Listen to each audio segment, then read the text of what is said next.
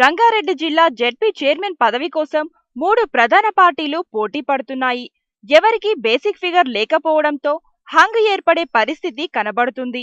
మొత్తం జెడ్పీ స్థానాలు 33 ఉండగా కాంగ్రెస్ కు 14, టీఆర్ఎస్ కు 12, టీడీపీకి 7 స్థానాలు ఉన్నాయి.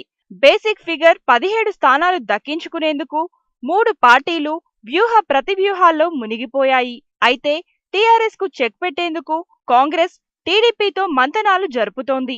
అయితే కాంగ్రెస్ పార్టీలో ఇద్దరు చైర్మన్ స్థానానికి పోటీ పడుతున్న నేపథ్యంలో గందరగోళ వాతావరణం నెలకొంది.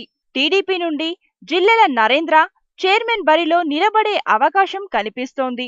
టీఆర్ఎస్ నుండి మంత్రి మహిదర్ రెడ్డి భార్య సునీత చైర్మన్ స్థానానికి పోటీ పడుతోంది.